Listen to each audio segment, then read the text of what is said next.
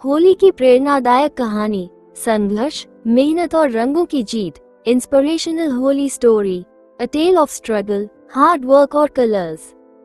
फागुन की ठंडी बयार बह रही थी। गांव के हर घर में होली की तैयारियां जोरों पर थीं। ढोल नगाड़ों की आवाज से माहौल गुलजार था। बच्चे गलियों में गुलाल उड़ाते फिर रहे थे और बुजुर्ग आम के पेड़ के नीचे बैठकर पुराने दिनों की होली की बातें कर रहे थे। लेकिन गांव के एक कोने में एक छोटी सी झोपड़ी में रहने वाली राधा की आंखों में खुशी की जगह चिंता थी। राधा का 9 साल का बेटा गोपाल अपने फटे कपड़ों में बाहर खेल रहा था, मगर जब उसने अपनी माँ को उदास देखा तो वह अंदर आ गया और धीरे से बोला, माँ, क्या इस बार हम होली नहीं मनाएंगे? राधा ने बेटे के सिर पर हाथ फेरा और मुस्कुरा दी, पर उसके मन में हजारों सवाल थे। राधा के पति रामू पिछले साल खेत में काम करते हुए एक हादसे का शिकार हो गए थे। उसके बाद से घर चलाने की जिम्मेदारी राधा के कंधों पर आ गई। वो गांव में रंग और गुलाल बनाकर बेचती थी, लेकिन इस बार काम कुछ खास नहीं चला। सबसे बड़ी चिंता थी गोपाल की स्कूल फीस। स्कूल ने आखिरी चेतावनी दे दी थी कि अगर इस बार फीस जमा नहीं हुई तो गोपाल का नाम काट दिया जाएगा। होली के दिन गांव में एक रंगोली प्रतियोगिता होने वाली थी, जिसमें विजेता को 5,000 रुपये मिलते। राधा को यह मौका आखिरी उम्मीद की तरह दिख रहा था। गांव के कई लोग इस प्रतियोगिता में हिस्सा लेने वाले थे, जिनमें से कई बहुत अमीर थे।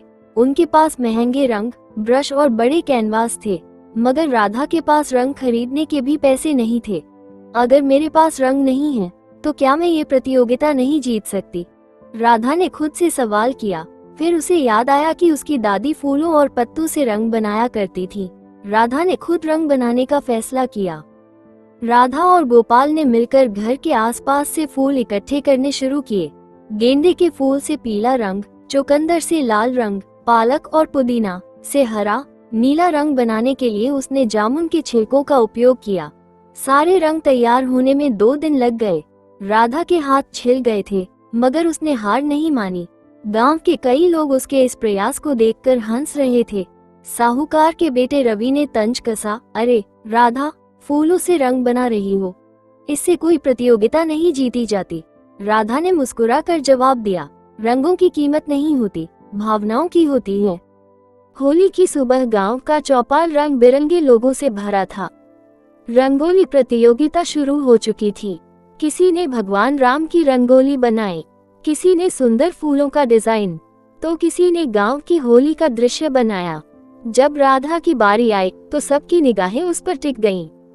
राधा ने भगवान कृष्ण और राधा की होली खेलते हुए एक अद्भुत रंगोली बनाई। रंग इतने खूबसूरत थे कि देखने वाले चकित रह गए। सबसे बड़ी बात, ये रंग पूरी तरह प्राकृतिक थे। जब जजों ने सभी रंगोलियों को देखा तो वे असमंजस में पड़ गए। सबकी रंगोली सुंदर थी, मगर राधा की रंगोली में आत्मा थी। गांव के मुखिया ने माइक उठाया और घोषणा की, इस साल की विजेता है राधा। पूरा गांव तालियों से गूंज उठा। राधा की आंखों में आंसू आ गए। वो दौड़कर गोपाल को गले लगा ली। राधा ने 5,000 रुपये का इनाम लिया और सीधे स्कूल जाकर गोपाल की फीस जमा कर दी। गोपाल ने कहा, माँ, मैंने कहा था ना, इस बार हम होली मनाएंगे। राधा ने अपने आंसू पोंछे और मुस्कुराई। राधा ने 5,000 रुपये का इनाम लिया और सीधे स्कूल जाकर गोपाल की फीस जमा कर दी।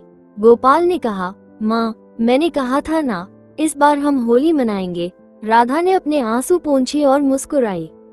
इस बार गांव की होली सिर्फ रंगों की नहीं, बल्कि संघर्ष और हौसले की जीत थी।